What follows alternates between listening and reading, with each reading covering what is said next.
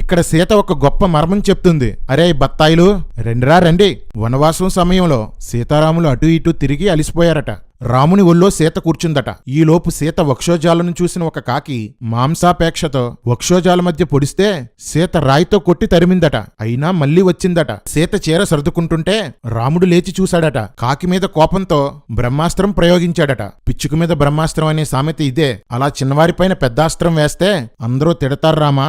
Comedy ఏంటంటే ఆ బ్రహ్మాస్త్రం కాకి వెనక తిరుగుతుంది కాని కాకిని చంపలేకపోతుంది. అప్పుడు ఆ కాకి రాముడి దగ్గరకు వచ్చి క్షమాపణ అడుగుతుంది. బ్రహ్మాస్త్రం వదిలితే వెనక్కి తీసుకోవడానికి ఉండదు, ఏం చేయమంటావు అని రాముడు కాకిని సలహా అడుగుతాడు. కాకిని సలహాలు అడిగిన కోదండరాముడు జై శ్రీరామ్.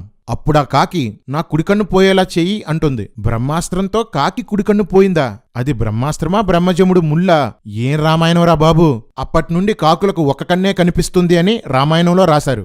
ఆ మాటనే మన దేశంలో అనేక మంది నేటికి నమ్ముతారు. కాని కాకికి రెండు కళ్ళు కనిపిస్తాయిరా. గుడ్డి భక్తి చేసేవాడికి కాకి గుడ్డిదంటే ఎందుకు నమ్మట్లే? రే గుడ్డి కుక్కల్లారా, ఏంటి మాటలో? పరాయి పురుషుణ్ణి ముట్టదట, కాని అతనితో రాముని లింగం కోసం ముష్కాల కోసం మాట్లాడుతుందట. ఈ సీతేంటో, ఈవిడి నీతేంటో, ఈ రోతేంటో ఏమీ అర్థం కావడం లేదు. సీత రాముడికి ఇవ్వమని ఆమె చూడామణిని అంటే హెయిర్ క్లిప్ నిస్తుంది. సీతక్క ముందే ఆ చూడామని ఇచ్చేయొచ్చు కదా, నీ వక్షోజాల కథ మాకు అవసరమా? ఇలా 44 పేజీల స్టోరీ జరుగుతున్నా రాక్షస స్త్రీలు ఎవ్వరూ వీళ్ళని గమనించలేదు. వాల్మీకి కథ రాసేటప్పుడు వాళ్ళ సంగతి మర్చిపోయాడు.